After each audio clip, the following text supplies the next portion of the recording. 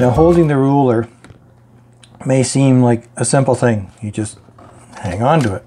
But there are ways to hold the ruler and the ways that you shouldn't hold the ruler.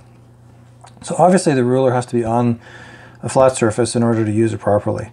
Now, what I was always taught is if you want to hold the ruler and draw a straight line, you have to spread your hand out. Okay, and I have a larger hand, so I can use this. And you can do it this way, but you have to spread your fingers out, because if you try to do it like this and you try to draw a line, the ruler tends to move around a little much.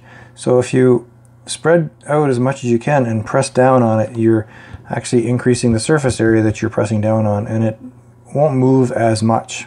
Okay.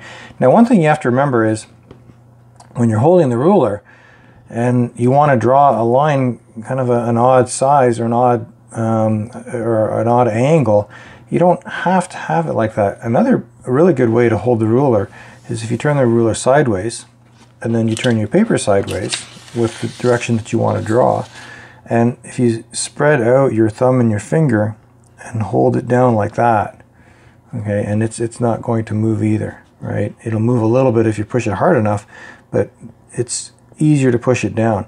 And it's hard, you can't draw on the other side of the ruler, right? You can't draw backwards. So what you need to do is, if you want to draw a line on the other side, just move it over, or turn your whole page the other way and draw your line. Okay, the idea is to try to keep your ruler as much like this as you can if you're right-handed. If you're left-handed, it's the opposite. Okay, then you're going to be holding it with your right hand and drawing with your left hand. Okay, so it just depends on which hand. But the idea is not so much to move the ruler, is move the surface that you're trying to draw the line on or the shape on. Move that around more so it's more convenient. Okay, once your hand gets a little stronger and a little more flexible, you can move it around a little more to get different angles, or you can turn it like this, to get another angle. But once you start having to cross over, it's easier to turn the page or even just turn the ruler and do it that way.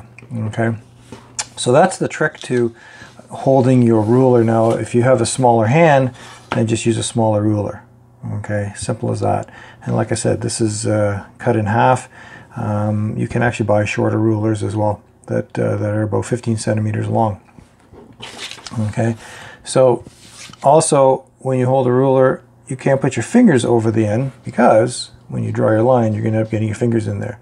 Right? You need to have a clear vision of that edge that you're going to use. So that's the trick to holding the ruler, is stay away from the edge and just press down on the ruler itself. Okay, as hard as you can, so that it doesn't move when you draw your line.